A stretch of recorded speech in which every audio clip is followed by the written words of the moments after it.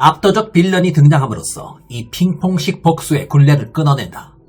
유시민이 항상 걱정했던 것은 이것이었습니다. 저 역시 이 부분 굉장히 크게 보는 입장입니다. 노무현이 비참하게 가신 이후 그 증오의 에너지가 이쪽 저쪽으로 휘몰아치며 복수가 복수를 낳는 혼란 전국이 계속되었습니다. 이 사슬을 어떻게 끊어낼 것인가? 누군가가 용서해야 끝나는 것인가? 유시민 선생님께서는 그리 보신 것 같죠? 그러니까 윤석열의 사면까지도 포함한 제안을 하셨던 것이겠죠. 그런데 저는 용서란 있을 수 없다.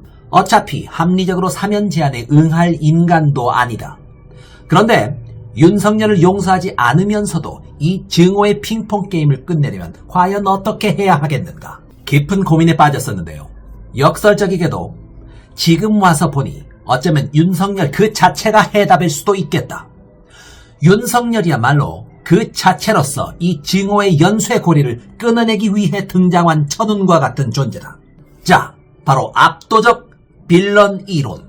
누가 봐도 인정할 만큼의 압도적인 빌런이 등장하여 동정의 불씨를 애초에 봉쇄해버리는 상황이 된다면 과연 이 증오의 핑퐁 게임은 성립할 수 있을 것인가? 좌우의 남녀노소를 막론하고 저놈 잘 죽었어, 죽을 놈이 죽었구나 라는 명분이 확실한 압도적 빌런, 그런 가상의 빌런이 등장한다면 이 증오의 핑퐁 게임이 애초부터 성립이나 할 수 있을까? 만인이 보는 광장이 끌어내요. 만인 앞에서 목을 잔인하게 그어버려도 그게 전혀 무도하게 느껴지지 않을 만큼의 압도적 빌런의 등장. 압도적 빌런이 등장하게 된다면 그 빌런에게 그 어떤 과격한 조치가 가해진들 애초에 그를 향한 다수의 응축된 트라우마가 수년 뒤에 나를 향한 부메랑으로 다가오는 게 가능할까? 어쩌면 누군가를 용서함으로써가 아니라 압도적인 빌런이 등장함으로써 이 증오의 사슬은 깨져버리는 게 아닐까? 생각이 이 지점에 이르게 되면서 윤석열이라는 괴물의 등장이 어쩌면 고질병을 끝낼 수도 있는 순기능을 담당할 수도 있겠다라는 발상을 하게 되었습니다.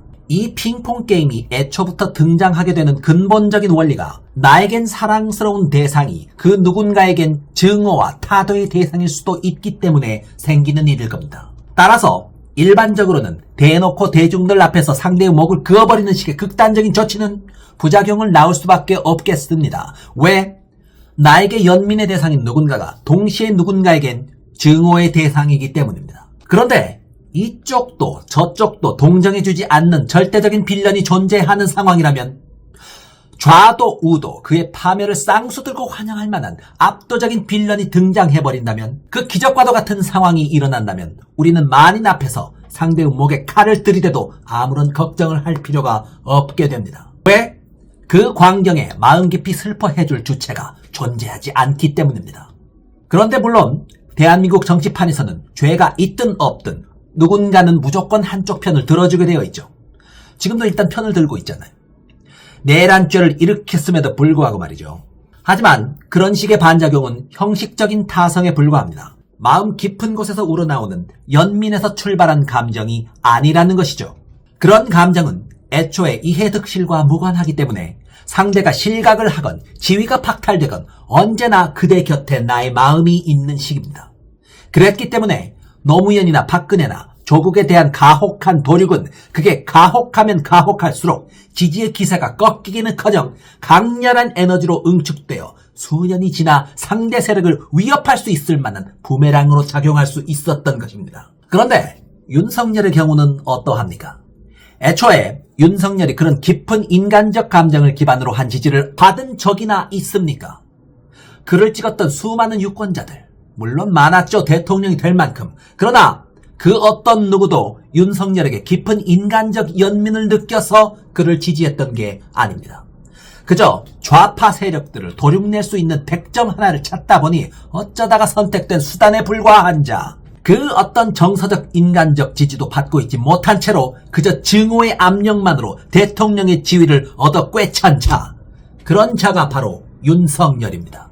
이게 윤석열에 대한 지지의 본질적인 실체인데, 설사 지금 당장 탄핵 진행에 반대하는 국힘당 의원이나 몇몇 보수단체들이 반발하는 모양새가 조금 펼쳐진다고 해서 그 누가 수년 뒤에까지, 권력을 다 잃은 뒤에까지 그의 실각에 가슴 아파하며 함께 눈물을 흘리면서 그의 곁을 지키겠습니까? 그렇다면 지금 계엄을 찬성하며 거리에 나와 윤석열이 잘했다고 소리치고 있는 저분들은 뭐냐? 끝까지 충성 지키겠다면서 윤석열의 탄핵을 가로막고 있는 저 김민전 등등 국회의원들은 뭐냐? 별 의미 없습니다. 단지 형식적인 타성의 흔적을 그저 확인하고 있는 것일 뿐입니다. 그들은 그저 좌파에게 당했다는 그 사실이 싫은 것이지 윤석열 그자에게 인간적인 애정이 있어서 그를 위해 함께 울어주고 있는 것이 아닙니다. 자, 이 차이를 이해하셔야 됩니다. 이명박도 박근혜도 감옥에 갔죠. 둘 다 보수 세력에서는 엄청나게 반대했던 전력들이 있습니다. 그죠? 그런데 이명박의 경우에는 그러했었나요? 이명박이 깜빵 갔을 때 반대했던 그분들 물론 계셨어요. 그러나 그분들이 수년 뒤에 그런 역풍을 일으켰습니까? 절대 그렇지 못했죠. 걔? 깜빵 보낸다길래 반대야 했지 그때는. 우리가 좌파한테 당하는 것은 싫으니까. 그런데 지금 와서 명박에게는 뭐 남은 정도 없고 미움도 없어. 박근혜와 달리 이명박에게는 딱 이런 식의 대우가 있었다는 것입니다. 인간적 애정으로 얽히지 않은 대상에 대해서는 설사 그 시점 반대 스탠스가 분명했던 전력이 있을지라도 그게 집단적인 트라우마로 남아서 수년 뒤에까지 지속될 일이 애초에 있을 수가 없기에 그 감정이 숙성되어서 수년 뒤에 부메랑을 날릴 일도 애초에 일어나지 않는다. 그런데 이 정도를 가지고 제가 압도적 빌런이라고 칭했던 게 아닙니다. 여기에서 머무르지 않고 보수 세력마저도 함께 손잡고 같이 욕할 수 있는 그런 압도적 빌런이 혹시라도 등장한다면 그렇다면 당연히 가슴속에 응어리진 상처를 걱정할 필요가 없는 것은 물론이거니와 어쩌면 함께 손을 잡고 그를 끌어내는 그로테스크한 지경까지도 충분히 가능한 상황이 있을 수도 있겠죠. 물론 지금 당장 윤석열이라고 해도 그 지경까지 단숨에 이루기는 어렵겠지만 적어도 그 불가능한 목표에 근접한 존재가 등장하면 할수록 수년 뒤에 나를 향한 칼날을 걱정할 일은 확실하게 없겠죠. 저는 확실하게 말씀드릴 수 있습니다. 현 시점 가장 그런 압도적인 빌런에 가까운 인물이 바로 윤석열이다. 대한민국의 국민이라면 도저히 용납할 수 없는 전대미문의 폐악질로 파멸의 정당성을 스스로 쌓아가고 있는 그런 압도적인 빌런. 바로 그 전대미문의 길을 윤석열이 꾸준히 걷고 있다. 탄핵 가결이 실패해? 괜찮습니다.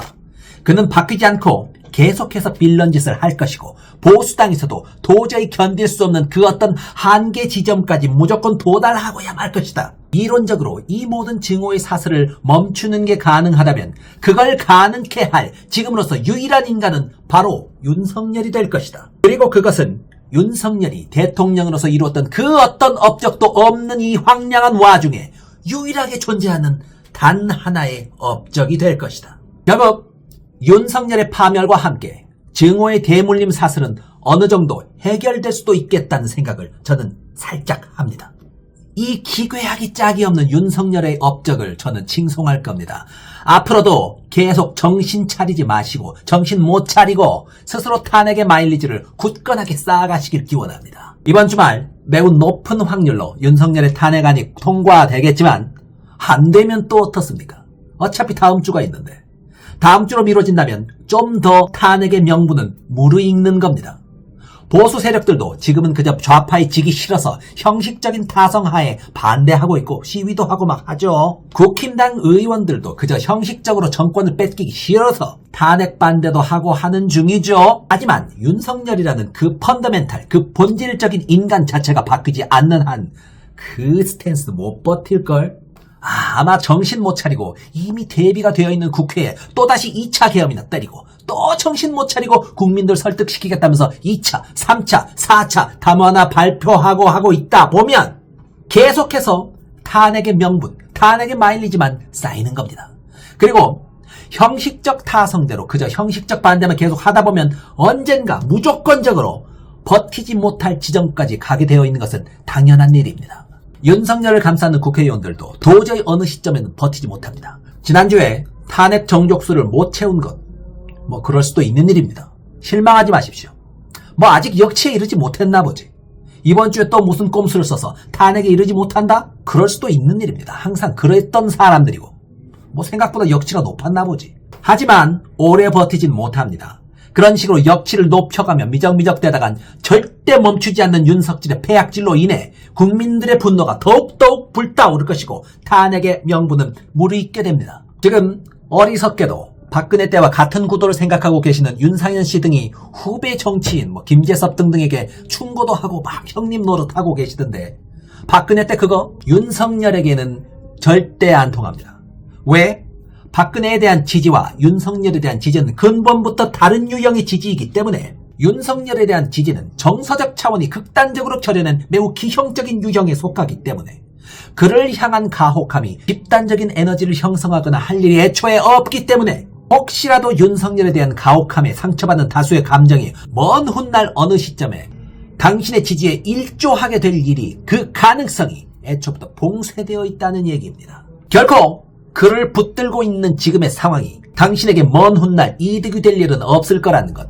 단지 상황 판단에 장애가 있구나 라는 지표가 될 뿐 결코 그게 의리나 신념의 지표가 될 수는 없다는 것. 윤상현 등 상황 판단 제대로 못하는 그 어리석은 분들이 제발 그 차이를 제대로 인식하고 이제라도 정신 차리길 기원하며 더욱 질질 끌다가는 당신 역시 윤석열이라는 압도적 빌런과 함께 상상 가능한 최대한의 비참한 모습으로 최후를 맞이하게 되리라는 뻔하고 당연한 예언 한마디 드리겠습니다.